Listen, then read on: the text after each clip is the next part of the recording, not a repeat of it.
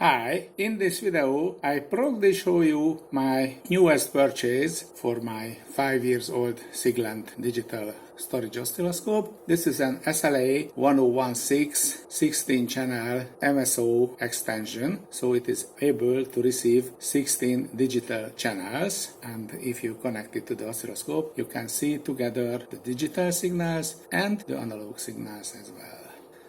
So if you buy it, it contains a main unit, this one, and the pot with the channel wires. Here you can see the 16 channels in 2 groups, and it has HDMI connector, but it is marked with an exclamation mark sign. It is not an HDMI connector. This is a short HDMI cable, but it is also labeled as an S-bus cable. Who knows how is it internally wired. And if you plug it into the front hole, which is also marked with S-bus label,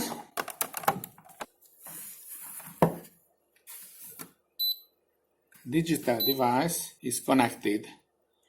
And if you want to use it, of course, you have to purchase this physical electrical unit, but it is also required a license to use it continuously. If you want to try it only, here you can see, if you haven't any license, the MSO and AWG extension can be used 30 times. I already started it yesterday when it was arrived, so I lost one possibility, and now I also lost one possibility.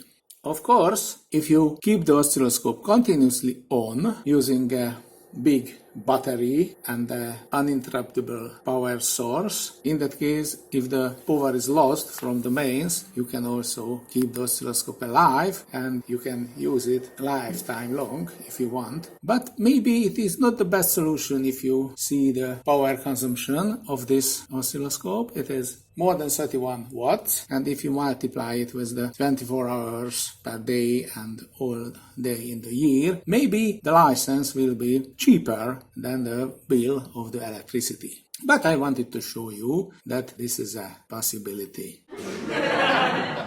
But if you want to continuously use it without keeping the oscilloscope always on, then you have to pay for a license. And if you purchase the license, you will get a code, and if you enter this code, then it can be used permanently as it is indicated at the USB Wi-Fi extension. In my previous video, I showed how could you enter the license code to activate the Wi-Fi. And it was created via the remote control and the screen capture software. And now I thought that I will activate the MSO extension directly on the oscilloscope, and you can see the screen of the oscilloscope, how does it look like when I enter the code. First character is number 2, then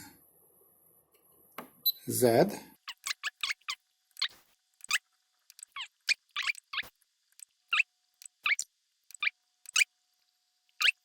and I, and press to install. Try it. Installation completed. Okay, now we can use anytime information. As you can see, the MSO is permanently installed. Now that was the first part of this video series about this MSO extension. It will be continued in the short future. If you like this video, please thumbs up and subscribe to my channel, and have a nice day and goodbye.